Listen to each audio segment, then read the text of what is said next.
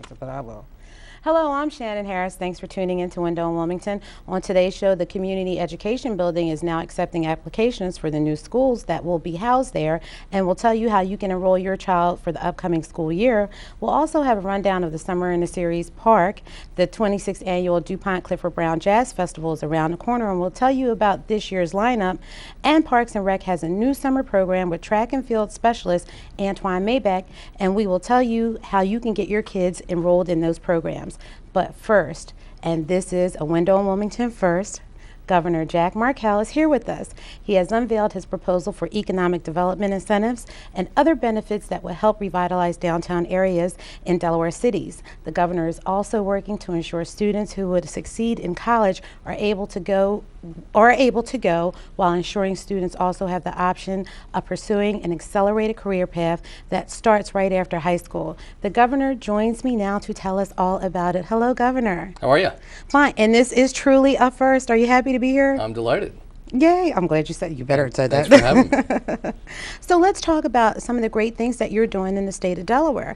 Of course, we want to talk about the great things that will be happening in the city of Wilmington, but I thought it was really good that you're working to have this whole revitalization plan, in the cities. And I guess, what would that be about? So what can people expect from that? Okay, so we're calling them our downtown development districts. It needed legislation, and that has already passed, and it needs some money in the budget, which I'm hopeful will pass, and here's how it would work. We recognize that across the country, in the 60s, 70s, a lot of people moved from the cities to the suburbs. More recently, in the last few years, in a lot of places, people have been moving back into cities. It's really important. I mean, I think, for the state of Delaware to be strong, our cities, our downtown areas, including Wilmington, also have to be strong. And so what we want to do is we want to provide incentives for more development in our downtown areas. So across the state, cities will have the opportunity to apply for a designation as a downtown development district. It'll be a competitive process, and it'll be based on need and the quality of the plan that the city puts together, and any local incentives that they might offer. Could be financial, could be speeding up timing for permitting, that kind of thing. But if a city is designated as a downtown development district, it means developers in that area, could be a single homeowner, could be a Habitat for Humanity, could be a for-profit developer, would have the opportunity to have a portion of their expenses reimbursed. And so this is modeled off a program in Virginia, which was very successful in bringing in lots of private money to follow the relatively small amount of public money. I know all the cities in Delaware have different issues that they will face during this whole revitalization project. Wilmington kind of has probably one of the ones that's mostly on the forefront is the crime issue. So how do you think you'll work to deal with that first? So crime really has to be addressed from a few different arenas. I mean, certainly policing is important, but that's not the only thing. It's really about doing what we can to make sure that people have better access to jobs, people who are on substances, having access to treatment and the like.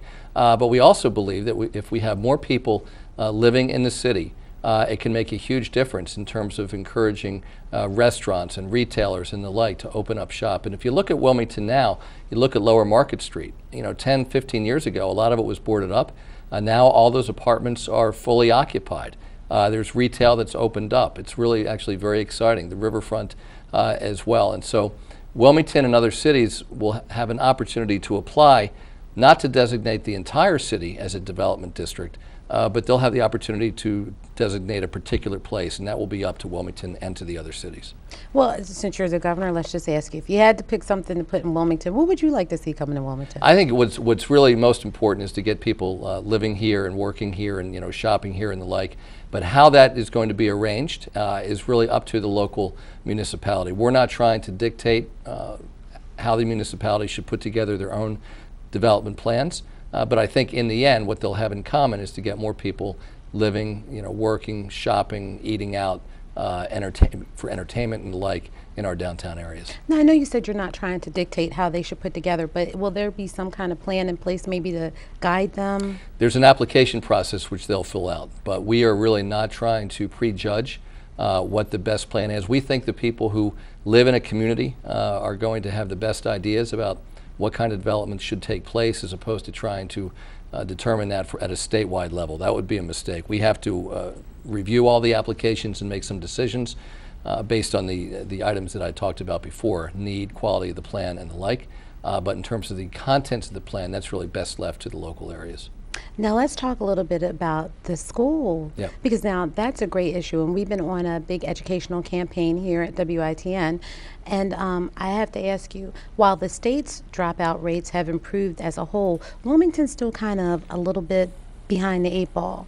So what do you think that should be done to kind of bring everybody, the students in Wilmington, up to the rest of the students in the state? You know, if you look at some of the progress that's been made over the last few years, there's actually quite a bit of it, and there are some great options in the city that weren't available, you know, some years ago. Some of them being new schools like Eastside Charter School or Edison or you know, Prestige or Kuumba, which is doing a great job. There are others that are coming in, and some of the traditional schools also making improvements. I mean, Howard being a great example of a city-based school, which has seen real improvement.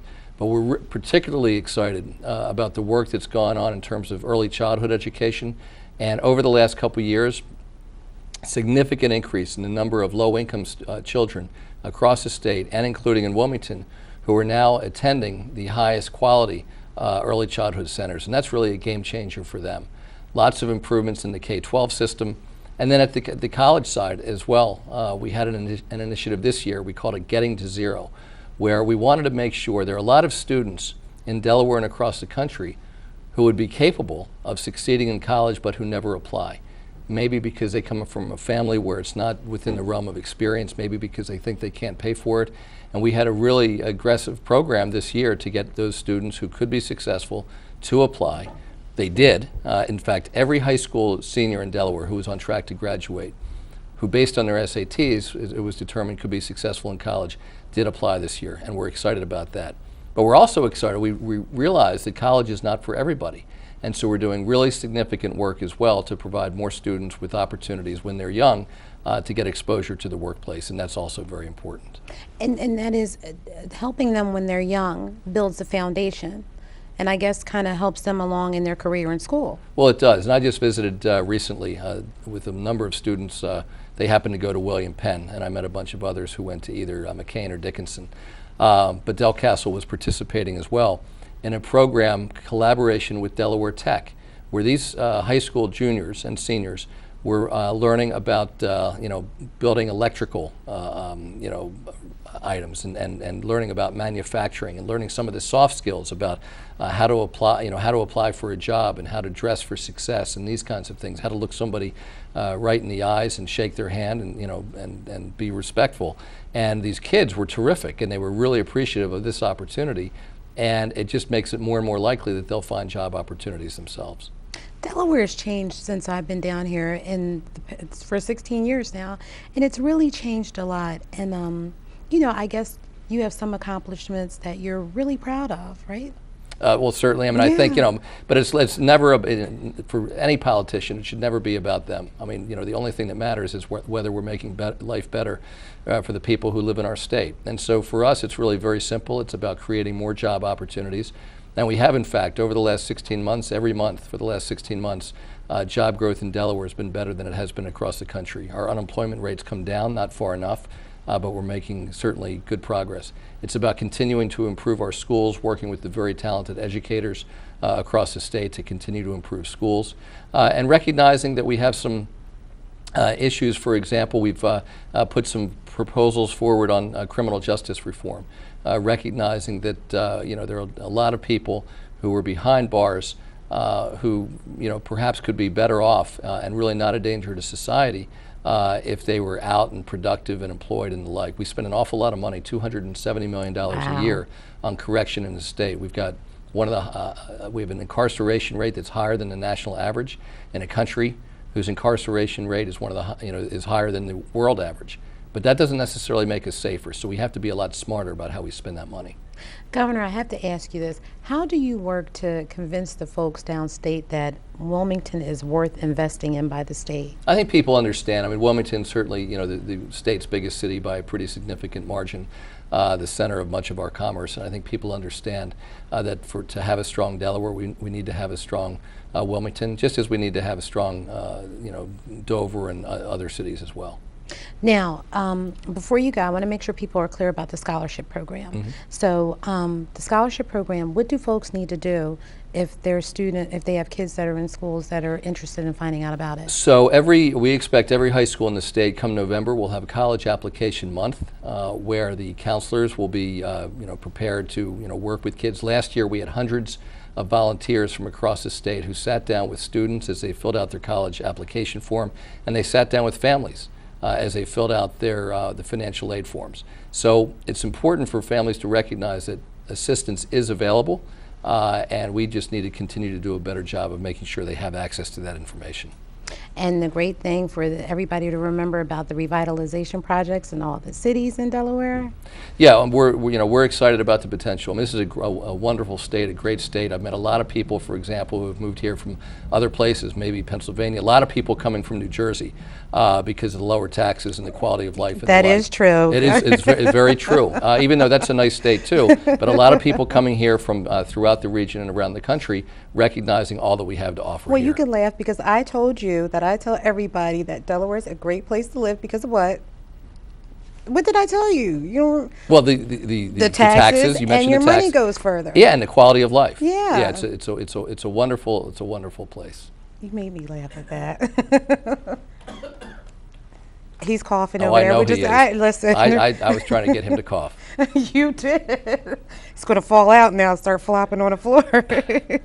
So before you go, if anybody wanted to find out more about the initiatives that you have going on out of the office, or they wanted to send you ideas or anything, what could they do? So the governor's office phone number is 577-3210, 577-3210. And if they go to the governor.delaware.gov, governor.delaware.gov, there's a place there where they can get in touch with us as well. Okay, I'm so glad you came on. Me too, thank you. Are you going to come back again? Absolutely. Really? I will. I'm going to hold you and Kelly All right. to that. Okay. Thank you. Thank you. Up next, information on enrolling your children in the new community education building after these messages.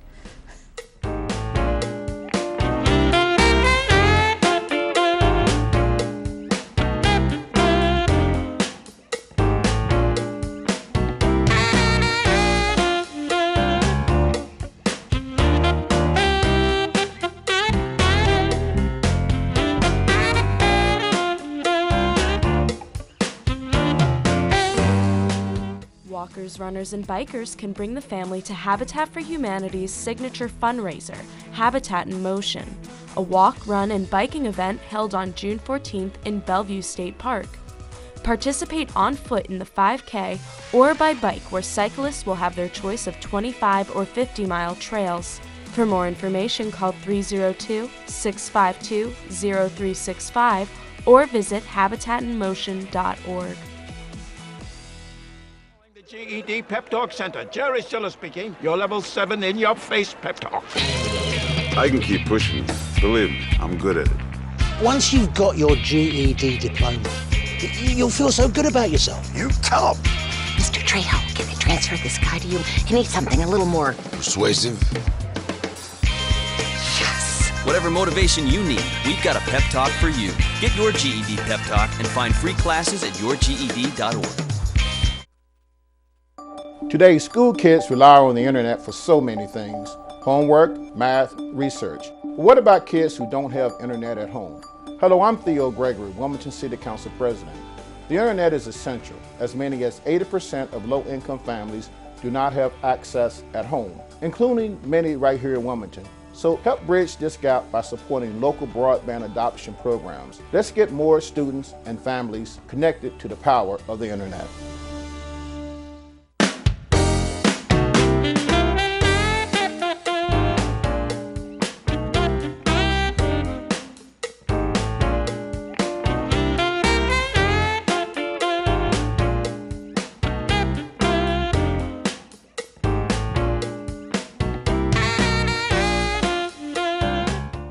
The Community Education Building will open its doors for the upcoming school year. Two of the first schools to occupy the building are Kuumba Academy and Academia Antonia Alonso. Yay! Sally Maldonado from Kuumba Academy and Jesus Urdiales from Academia Antonia Alonso are here to tell us all about it. Hello. Hi, how are you today?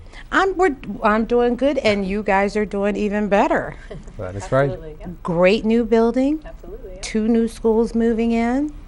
And I think that this is a unique learning opportunity for all of the schools that will eventually be housed in the building. But, you know, you guys are 2 of the first. Correct. And I guess for Kuumba and Academia, what kind of unique learning experience will this be for the students being in this great building?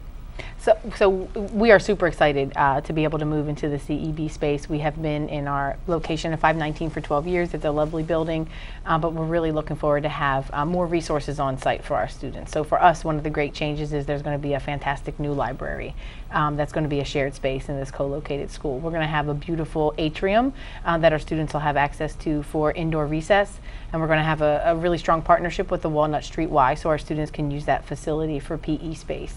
And dance classes, we've had a great partnership with Christina Cultural Arts Center for years, as you know. We've used their dance studios. At the Community Education Building, there's going to be a dance studio right above us within that space. So we're really excited to be able to bring all those talented teaching artists and use this new facility with our students. And we are actually going to start at the end of June with our summer camp program. So we're going to have a 6-week summer program there with targeting all of our new incoming students, and then we'll have some of our returning students as well. So.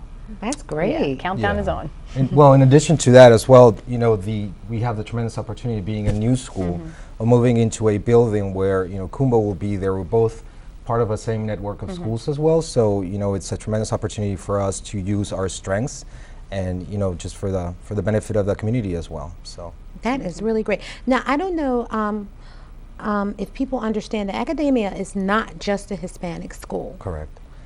So yeah, it's dual language. It is, right. Yes. So one of our educational frameworks, we have 2, like I mentioned, we're both part of the same network of schools, and it's called expeditionary learning. But the other important aspect about the school, about La Academia, is that we're also a dual language program. We have a dual language program, I'm sorry. So the dual language program works. Our mission is to create bilingual learners by the time they exit 5th grade, basically. And a lot of people in the community, just in the conversations that we've had, they associate the school with being only for the Latino population. But in reality, it's for any students. We want to make sure that any student who wants to be bilingual, which is very important in the world we live nowadays, has that opportunity. So it's for anyone. You know, students whose first language is Spanish, we'll make sure to provide that opportunity for them to learn Spanish as well in the process. And Jesus, I think it's important to say that there have been studies that kids who learn how to speak another language early, they're fluent, they have a higher success rate in other things too. Definitely, it helps, you know, with brain development, and like you said, it's important to learn another language at an early age because that diminishes, you know, the factoring of the students not developing an accent, basically. So if they do learn it at an early age, they will be fluent, and you know, it will be almost impossible to, you know, notice the difference or notice, you know, that it's not their first language. Right. Now both schools, Kuumba's adding grades, right? Correct. So this year we are K6 and we have 298 students. Next year we're going to be K7 and we'll have 465 students. And Academia? This is our first year. We're opening in August, and we are starting with 300 students. We are starting with 2 grade levels, kinder and first, and then we're going to add a grade level every year. So by 2018, we'll be a fully elementary school, K through 5th school. Okay. Sally, what do you think you want the parents to know that although Kuumba's moving from their old location to the new location, what are some important things that you want potential parents to know and the parents that you retain that'll be at the school? That's a great question. So I really feel like Kuumba has been successful all these years because we are very much a family community school. So strong parent involvement, strong family partnerships has what has been able to make us be successful. So for us, it's maintaining that family atmosphere, maintaining the strong partnerships that we have with Christina Cultural Arts Center and the different community organizations, transitions, and just making sure that we continue to do what we have done well for several years with more students in the city.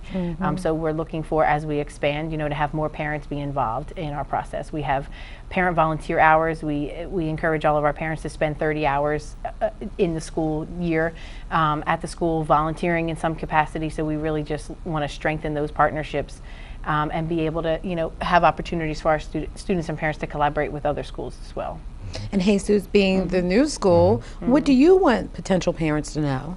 Well, definitely. Well, the important thing right now is that we still have space available in our school. We have around a little bit more than 20 seats available in first grade and around a little bit more than 10 seats available in kindergarten. So it's important to know, just the community, to take advantage of this tremendous opportunity of, giving their children just this gift of becoming bilingual, which is extremely important, like we said, and so we're extremely excited about that, and hopefully parents will take note of this, and the best way to do it is just going to our website, which is our name, academiacharter.com, and they can find the enrollment application there and the steps to take. Now, we didn't spend that much time talking about the building, but I do have to tell people, I had a chance to go into the building when it was under construction, and we had a chance to see some during the interview. It is a great building, and what a place for kids to go to school. We're really excited, Yeah, there's going to be beautiful art studios, the dance studios. Yeah, it's going to be a really great learning space. I don't know if you had the chance to see the beautiful atrium as well, which is going to be used for physical, physical education activity, physical education program that we'll have. So. And their cafeteria puts everybody's cafeteria to shame. I mean, you got to see that place. It's like the boardroom. It's beautiful. So, with how long do folks have to register their kids? So Kuumba still has spaces available, especially in our upper elementary grades. So we encourage families to still apply, and we try to give them a quick turnaround in terms of acceptance. We will still maintain small class sizes, so we'll have 1 to 21 in every classroom. We'll have full-time kindergarten aides for our kindergarten students to help support them with the transition, because we know that's a critical one. So we just encourage parents to still apply, and we invite all of our families to participate in our summer program as well. We try to keep the fees really affordable. It's $85 a week. So the students can have a great experience, get acclimated to the grade level standards, and forge some good friendships and meet some strong faculty before they start the school year. So Sally, where should people go if they want to find out more about Kuumba? So they can go to our website, kuumbaacademy.org, or they could come see us at our current location, 519 North Market. We also have our big annual May Day Festival coming up on Friday the 30th. It's supposed to be beautiful weather, so that's just a fun time. Prospective parents are welcome to come in and tour the space and participate in the outdoor activities as well. And I'm going to join them as well. Yeah, it's a good time. And Jesus, and for one more before we go, we want to remind everybody, if they're interested in Academia, they need to do what? So again, they need to visit our website. That's one of the ways to, one of the steps that they need to take to enroll their children. They'll find the application on our website. They can also visit the Latin American Community Center. We have a partnership with them as well, so that if parents want to do that, they want to do that personally, they have that opportunity as well. We are scheduled to possibly move into the building by the end of beginning of July. Okay. So then we'll also encourage the community to come and visit the facilities. Look at the beautiful space. It is very nice. That we have there, and also just guide them through the process and Cutoff dates for either one of the schools as far as enrollment goes. It's an open enrollment. So open enrollment. First come, first served basis. So first, okay. So same thing for us. And you said ages, or? Yeah, because you guys are starting at kindergarten. We're starting kindergarten first. So in order to be eligible for kindergarten, they have to be 5 years old before August 31st. Okay. And so ages, 5 will be for kinder, and 6, 7 it's for first grade. Okay. Well, thank you both for joining us, and good luck with the schools and your new location. It's a beautiful building, and I'm sure you'll both do great, and the students will love the experience they have there. Definitely. And hope to see you back again soon. Maybe we'll talk to a parent and a student. Absolutely. Yeah, that would be great. Thank you you. Come and visit us at the building once it's. I have to come take. I have to come take. I'm coming for lunch. Okay. Yeah, there you go. Thank you both. Thank you. The Summer in the Park series has returned, and we'll have the details when we return.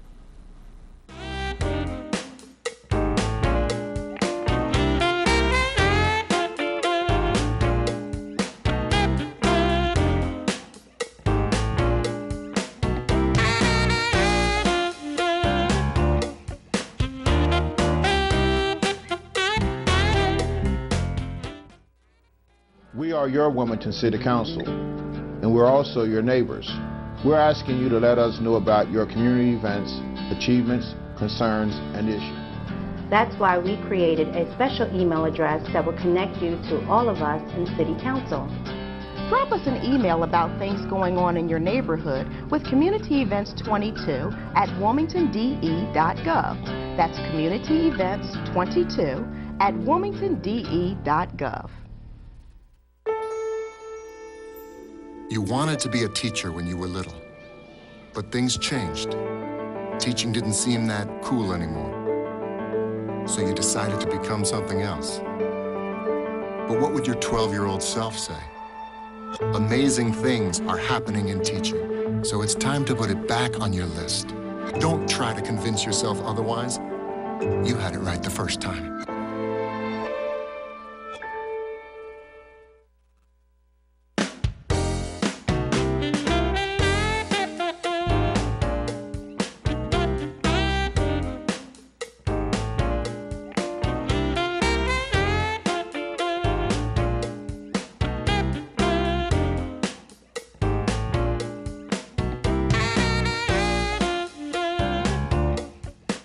The Summer in the Park series is a joint effort by the Grand Opera House and the City of Wilmington. Pam Manocchio is here now to tell us all about this year's series. Hello, Pam. How you doing? Shannon, I'm great. Thanks for having me. Always good to have you here and to talk to us about the great Summer in the Park series that folks can take full advantage of. Absolutely, absolutely. We're really looking forward to a bigger and better year.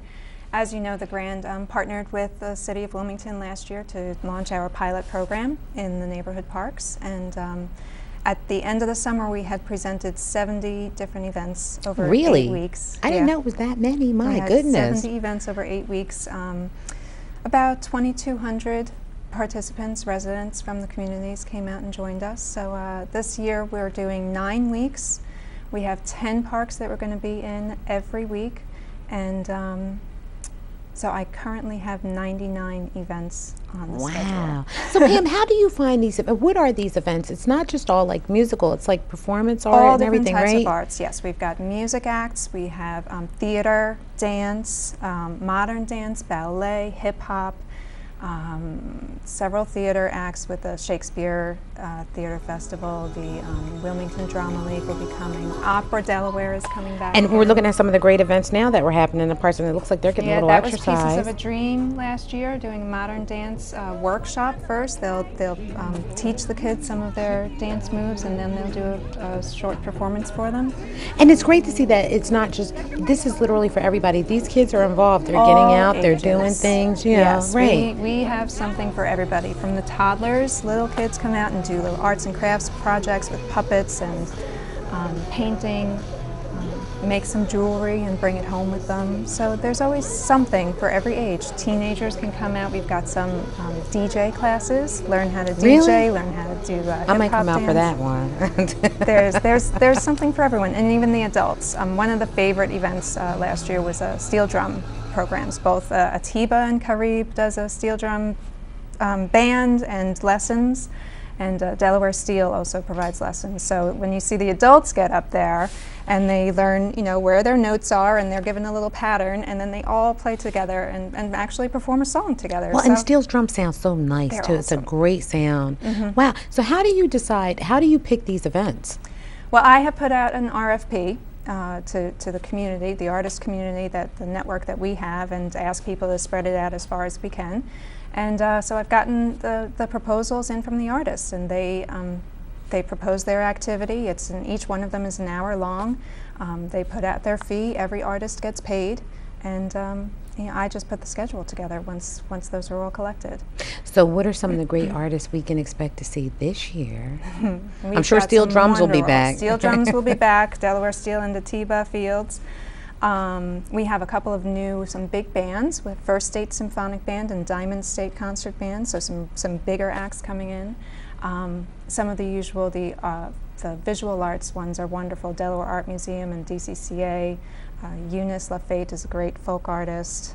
Barrel of Makers. There's 35 artists on the list.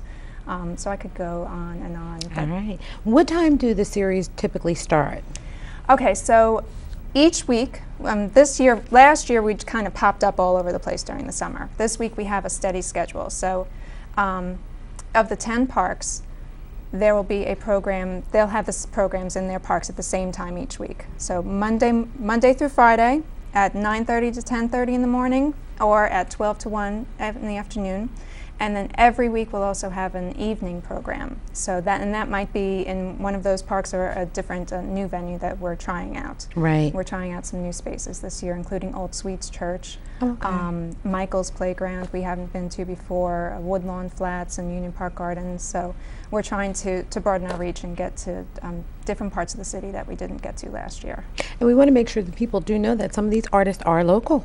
Yes. Yeah, Yeah, most of them yeah, are. Most right. of them are Wilmington-based, or the greater Wilmington, and a couple of them coming down from Philadelphia. But they're really, really wonderfully talented people and very dedicated to their art form, and looking forward to sharing with all of the folks that come out and join us. So I'm hoping everybody comes out. The other thing is we're cooperating with the civic associations this year. So we've been going to the civic associations and meeting with the residents in the community so they can help us get the word out to the children and the families and let them know that this, so we're creating this safe and creative outlet for the youth, and we want them to come out and be a part of it. So now if everybody wants to see a complete schedule, where do they go? The Grand's website, which is thegrandwilmington.org/parks, currently has our overview schedule, which is when we're going to be in each of the parks and the special evening programs. And very soon I will have a detailed schedule up for what is coming to each park throughout the summer. And we just want to remind everybody that if they haven't had Summer in the Park series before, Pam, tell them why they should go. Just remind them what they're missing. Because it's fun, it's free, it's the arts. Music, dance, theater, arts and crafts.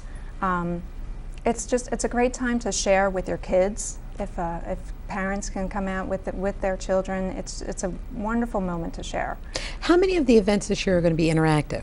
They're all interactive. Everything's interactive. Everything. That's one of the prerequisites from the proposals. All right, that's good. So we want everybody to go to the Grand's website to find the thegrandwilmington.org/parks, and we'll also have a Facebook page up, so that'll be Summer in Parks. Okay, and when's the first one kick off? June 16th. June 16th, okay, right around the corner. Yes, My it goodness. is. Oh, forgot are these rain or shine events?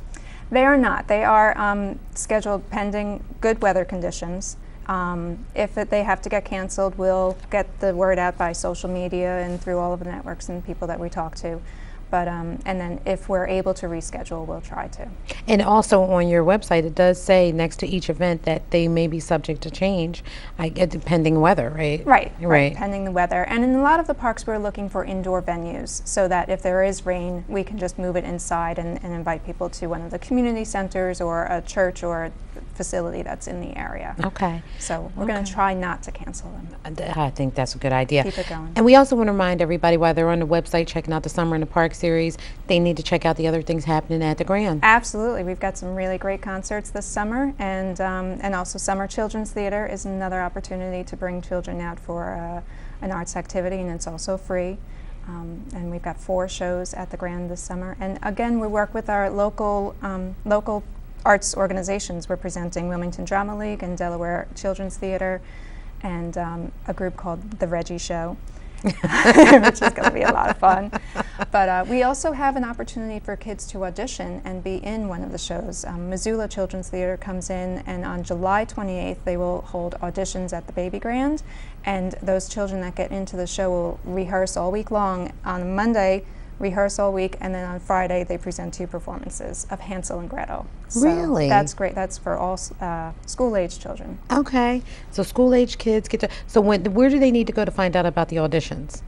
That's also on our website. Okay. Yep, right under Arts Education and the Summer Children's Theater. And they need to do that soon because I'm sure there's a cutoff date for that, right? Actually, to register? for the auditions, no, they don't need to pre-register. They could just show up on July 28th at 10 a.m. Okay, that's great.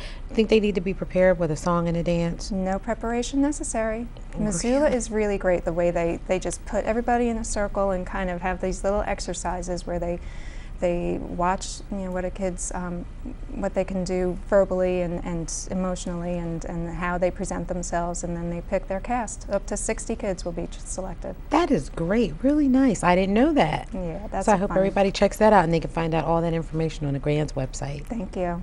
Thank you so much for coming in. It's my I pleasure. think we'll see you guys back later on in the season and tell us all the fun things that are we'll be back in the happening. fall with all the new things coming up. Oh, and it's always a lot of stuff. Always something. Always. Thanks a lot, Pam. Thank you, Shannon. All right. We'll be back with information on the 26th annual DuPont Clifford Brown Jazz Festival after these messages.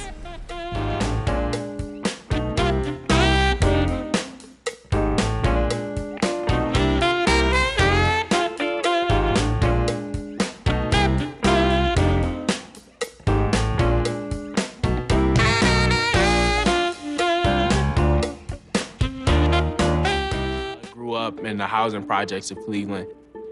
I didn't even know that life could be any better than it was. Education for me has been a way to get away from the agony of what was normal life. I want to be able to impact the community, not just look back on where I came from, but to reach back to where I came from and pull some people up with me. My name is David, and I am your dividend.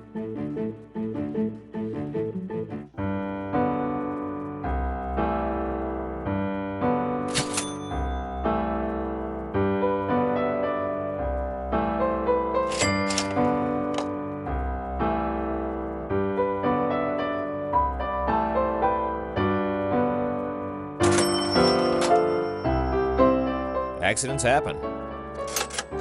So do huge medical bills. Find out how to get health insurance coverage by visiting ChooseHealthDE.com.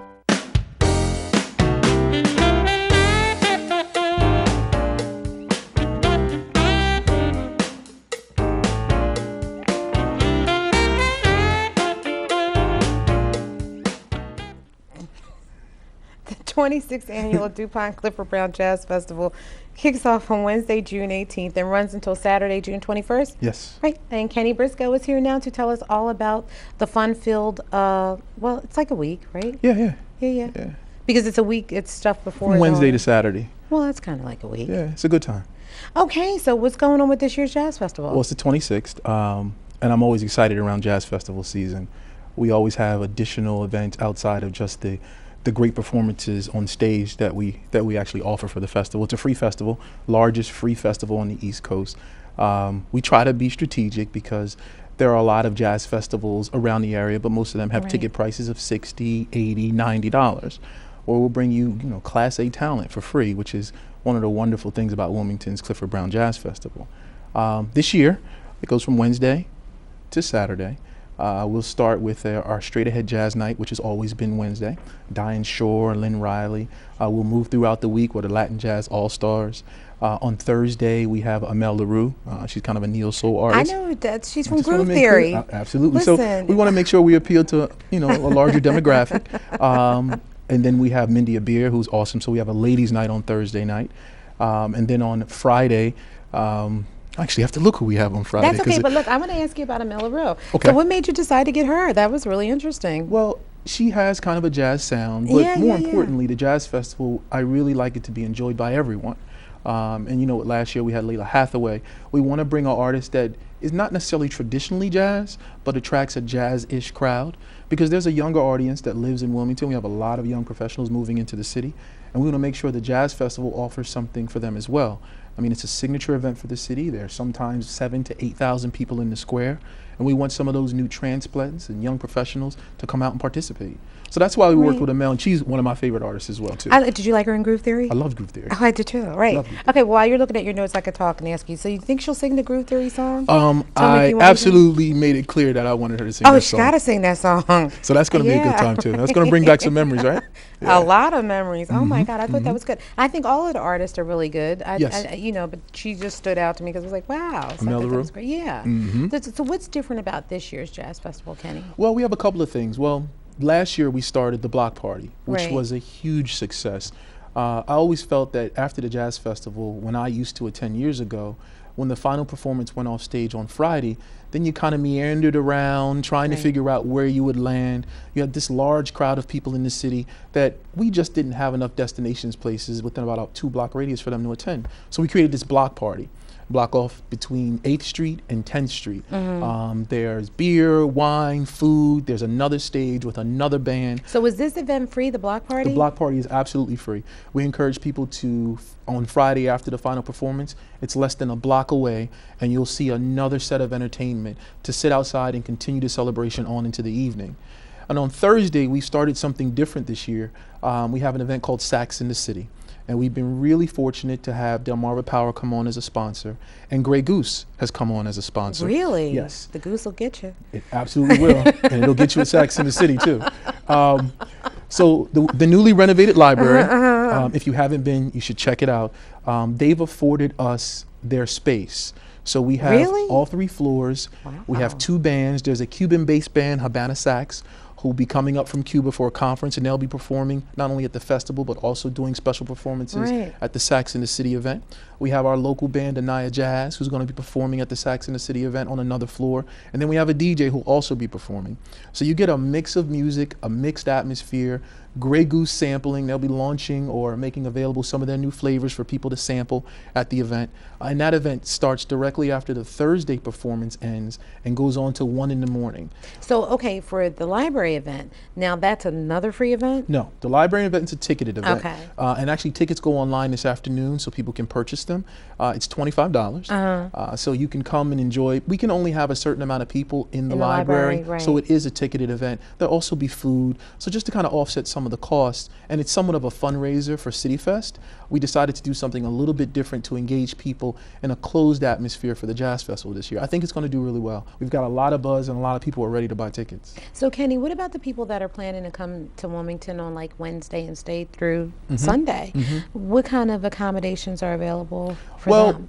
I mean, we do have the festival that starts on Wednesday, and all of the hotels make themselves available. Right. There's usually jazz concerts or small jazz sets taking place in and around downtown Wilmington. And as we get closer to the festival date, all of those facilities start to give us their information, and we populate the calendar for our visitors. So they have the ability, if they don't want to go to a pay event, to see what other restaurants, what other venues are offering jazz that they can go and attend for free. The Sheraton always has jazz during the entire week. We have free jazz concerts in the square and also at HB DuPont. So during the day, you can not only walk the streets, because I'm sure the weather is going to be beautiful, but you'll also be able to take advantage of the free concerts that are taking place around jazz. So we want to make sure everybody has a chance. There's the Nomad Bar, which is about 2 blocks from Rodney Square. They also feature jazz every night during the Jazz Festival. So once we make those listings available, we'll also have printed versions in the hotels for our visitors so that you really experience the entire week and not just those nights with performances on stage. Okay, so let's remind everybody. So Wednesday starts off with Wednesday starts off the Jazz Festival. Okay. Performances start around 5:30. Okay. Most of the time we have our people start to enter the square around 3 to get their seat. Thursday, same time, 5:30, but directly after the final performance, which should be around 9:15, closes on stage. The Sax in the City event starts, and you'll be able to get those tickets from CliffordBrownJazzFest.com. That goes up this afternoon for you to buy tickets. On Friday, the event started at 5:30 again. They go till 9, and directly after the final performance on Friday, the block party starts. And that's the Silver Trumpet. That's the Silver Trumpet block party, and that's a completely free event. Okay. Grey Goose will be there, Miller will be there, Coors will be there. There'll be food trucks and vendors for you to continue on into the evening. And then Saturday, our show starts at 2 o'clock, and we have jazz going all the way to 9:30. And I forgot to mention, our featured act is Brian Culbertson. He'll be closing out, and he is an amazing performer, plays multiple instruments, brings a huge band on stage, and really gives an up-tempo, danceable concert. So everyone should be busy. Right. I'm trying to think next year I'm going to have to put in a request for somebody. You know, it's funny. Everybody in the building puts in their requests. Well, yeah, I can't say anything because last year you had Kurt Whalum, well, BWB. So, I mean, that was a good one like him. You got Emil LaRue this year. So, I mean, I'm like, wow. Yeah, our goal, it's funny. How about Earth, Wind, and Fire? So, Quietly, there may be some other concerts starting. I'm really interested in bringing some more events like that to the city. I mean, Wilmington is becoming this town or this city of festivals. So the goal is to create a bunch of festivals throughout the city. Well, you didn't answer me about Earth, Wind, and Fire. I know, I did it on purpose. Why? It's because somebody told me, do you know how much it costs to get Earth, Wind, and Fire Well, don't be dismayed. You can bring Earth and Wind, not fire. Right. Only two of the elements. Right. But we've worked with a lot of sponsors. There are great sponsors who come on board to help us offset those costs. Oh, Paul Kennard wants Sister Sledge.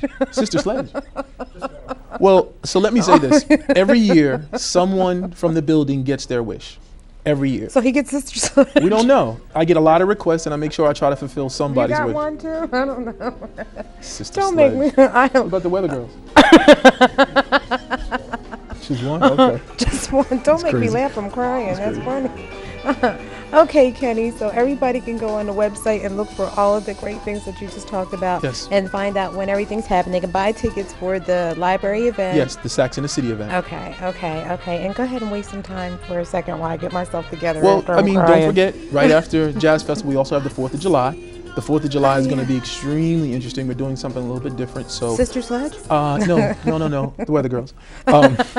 So I didn't want to let it out so early, but the Weather Girls will be here 4th that's of July. a show we'll all go to see. But the 4th of July is a great event for families. There'll be a lot of attractions. And then we have our Blues Festival, which is August 1st, 2nd, and 3rd. That's 3 days. That's going to be amazing as well. There's just tons of things going on in the city. And like with Pam with Summer in the Parks, the Grand is partnered with us on the block party. They're opening their doors during the block party. So there'll be another bar inside of the Grand for people to come in and out during the block party event. So it's just a lot going on. It's going to be a lot of fun this summer in the city. I'm going to say goodbye to him. I can't believe he made me laugh so hard I'm crying. Well, you don't him of all people. I'm supposed to. Oh, my God. No. I mean, No? I don't know. Can I host next time? Yeah, that's not funny. You got a job upstairs. I didn't see you laughing at that one. No, maybe. You're laughing a little too hard over there. And I'm still crying. Well, thank you, Kenny. You're always maybe welcome. next time you can. All right. All right. But we'll tell everybody to check out the website. Please. Next up, fun activities at Parks and Rec when we return. I cannot.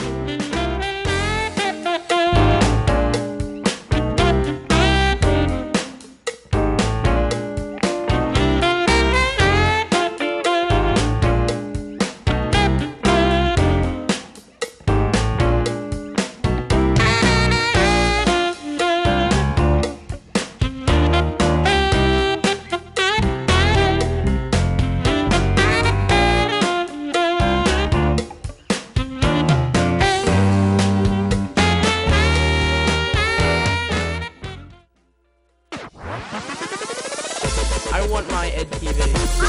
I want my Ed TV. I want my Ed TV.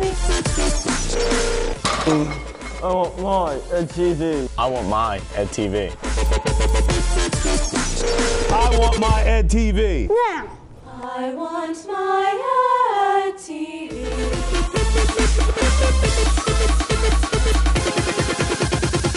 I want my Ed TV.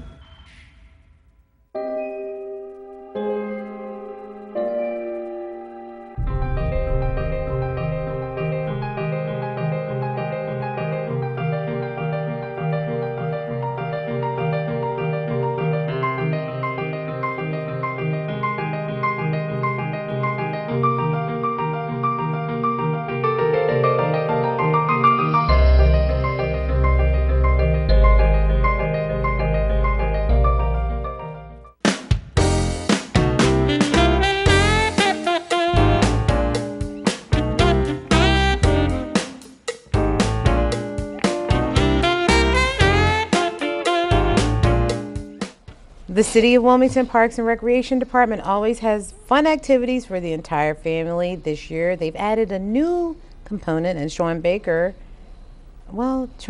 here by himself, but Antoine Maybank was supposed to join you. Yes, Antoine was the Olympic 400-meter runner. Yeah. Ran on the Olympic team with Mike Jones, the fastest human being that's probably ever ran. And Antoine has helped us this year. Yes. Mike Jones was one of the fastest human beings that's ever ran. Did you guys know that? He just ran through. It's like a bolt of lightning. Right. Ran a 43-second quarter, and You're supposed to Antoine laugh, Sean. was a team on the 4x400 relay team. 4x400 relay team that ran in the 1996 Olympics. So he's a great track and field person. He's helping us a great deal with our track and field program, and doing another dynamic program at Boehner Stadium on June 16th, 17th, June 19th, and 20th. Well, let's talk a little bit about Antoine's role with the track and field program, because now this is new. So what is he here to help work with the kids and develop them in the sport? Well, he's doing some strength, some conditioning, some things to try to improve their times, to try to get them better, their jumps, their leaps, their throws, also their sprints, and also their distance run. And he's a conditioning coach. He's a certified conditioning coach. So he's meeting with them and doing training sessions to improve their abilities. And now, why did Parks and Rec decide to do this? It was an initiative to try to help track and field in the city of Wilmington. We had an outstanding Wednesday night track meet, and we also do Hershey track and field. But we just needed something to get us over the top. And he's an excellent track and field expert. He has a great deal of knowledge of the sprints, of all the events, of the relays, and it was just a positive thing. He just happened to come in. I think he's from Iowa, come in and just dropped in our lap. So we wanted to take advantage of his expertise. Oh, okay, okay. So how do people sign up for that? They have to call out for 576-3810 and sign up for, we have an activity registration form, and it's free of charge. We hope to get 100 kids out there on June 8th, June 16th, 17th, 19th, and 20th, because on the 18th we have a Hershey track and field meet, which is our county track and field meet that qualifies people to go to the Hershey national meet, which is August 1st and August 2nd. Is there a cutoff date to sign up for the Antoine? No, they can and if they don't want to sign up early, they can even report to the track on June 16th or June 17th or June 19th or June 20th. He has a staff of 10 to 12 people that are assisting him with the track conditioning. But it only runs through those days, It only runs right? through those 4 days, at this point. If we get a big interest and we get some people to come in, we'll do it again. You know, we can always do it again. Boehner Stadium, we rent that, so we have a facility that he can do those events with. Oh, okay. So now let's talk about some of the new things that are going on at Parks and Rec. What's happening down there? A lot of different things. We're going into our Wednesday night track and field, which will start on June 4th. And then we do our Hershey track and field, which is coming up. And then we have the state Hershey track and field meet on June 28th. Our pools are open now. We opened the pools up last weekend. Now let's say something about the Hershey track and field. Okay. The kids from the kids from Wilmington usually do pretty good, right? Yes. We had 5 or 6 people qualify last year for the national meet, right, which is about 900 kids from all over the state. We have a downstate meet at Kent County, which will be June 14th. Our Newcastle meet will be June 18th, and then they qualify from those 2 meets to go to June 28th to run into the Delaware State meet, which will also be at Boehner Stadium. So Hershey's been coming along pretty good. We have a better turnout on Wednesday night track meets, where we have about 200 to 250 people come from all over the Middle Atlantic region to participate. And again, all this is free of charge. Mm-hmm. Now, do these kids, when they participate in the track meets, like the Hershey track meet and all that stuff, does that, I don't know, does it help them with like school? Well, it or prepares them for, like the track season's over. They'll be getting the AAU and USTA track and field, which is Hershey is combining with now. And it prepares them for next season's track and field, whether they're going to run cross country or whether they're going to participate in football or soccer or whatever they're going to. It trains them for the summer to get them ready for their next year. Okay. Now, go ahead. You look like you're going to I was going to go into Wednesday night track and field. Go into Wednesday night. Wednesday night track and field, we'll start June 4th. We'll run every Wednesday in June, every Wednesday in July. We have between 200 and 250 students participate in those meets, and that goes from 4-year-olds that run down the track and go out of their lanes and bump into each other. And they run 25 meters, and they're the first ones to the table to get their medal. It's a beautiful thing. It's a beautiful thing to see those kids get in their lanes, try to stand there, and the gun goes off, and we kind of yell for them because the gun is real loud. Right. So we kind of One yell. will startle anybody. Right. And then they break, and then all of a sudden one will be running in this lane and one will be running in that lane, and they're just all over the place. But they finish, and we walk them back up the track, and they just do a good job. We've had a few cry because they fell down on the track, and the mom had to go, or dad had to go back and pick them back up, but they finished the race. It's a beautiful thing. Have these programs developed any stars out of these track programs? We've had a few people. We have a lot of people that have run in college, and a lot of people that have went and ran in high school. We just sometimes don't get to tell our story. I can't come up right offhand of some of the people that have done, but we've had some athletes that have moved forward in track and field that have come from a track and field program. Oh, maybe Paul Kenner did. Maybe Paul Kenner did. No, yeah. he was one of the ones that couldn't stay in the lane.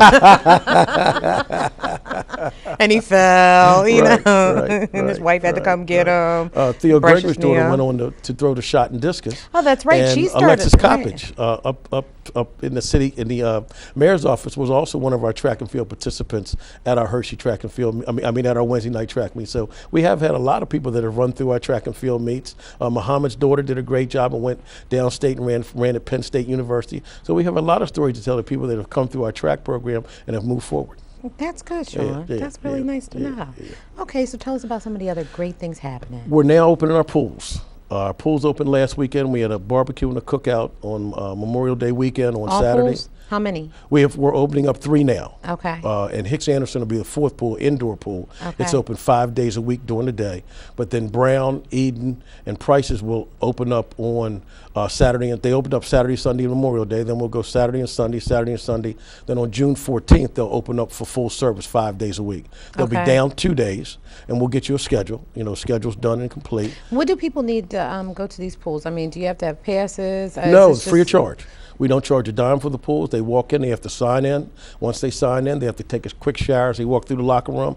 They shower in there, they go through a deep end test, a swimming test to make sure they can swim, because we have lifeguards on staff. And then once they do that, they're able to swim from 1 until 6. What if you can't swim? Why would you put me in a deep end test? No, you don't do a deep end test to see if you can't swim. That doesn't, come on, Shannon, that doesn't make any sense. It didn't make any sense to me, but maybe it was the way you said it. I don't know. We have to test you to see what your capabilities are, so we don't have any liability or any negligence about what we're doing. But we're looking forward to it.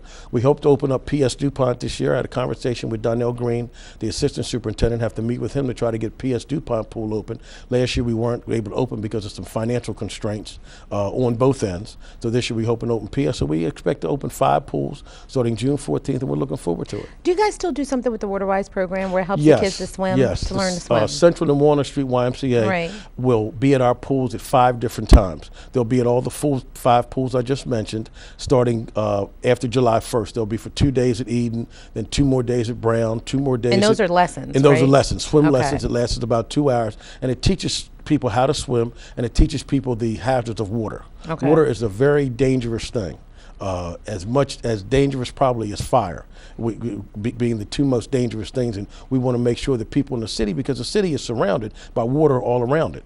You know, all the sides of Wilmington, you can go anywhere and have water. And we want to give our people in the city and the metropolitan area a chance to be able to learn how to swim and to learn how to protect themselves and to even assist somebody else that possibly can't swim. So we're offering that WaterWise program through Derek Clinton, Central Branch and Walnut Street YMCA to improve our constituents around water. So let me ask you, for the WaterWise programs, is there a sign up for that? They can just call the 302-576-3810. And is that free? That's free of charge. WaterWise is free of charge. Yep. And when they call that number, they need to say, I want to go for the WaterWise program. And then we'll direct them to the pool that's closest, or we'll direct them to the times and dates, because there's different dates and different times. They can go across town. If they live on the north side, they can go across town to Southbridge as long as the date. It's certain dates that we have for WaterWise. But that's also on the website. Thank you, Sean. I think we're out of time. Thank you. It's always a pleasure. It's a pleasure having you here, and we'll see you back here again soon, I'm sure. Look forward to it. Some great Parks and Rec stuff. So for everybody here at WITN Channel 22, I'm Shannan Harris, and we'll see you next time.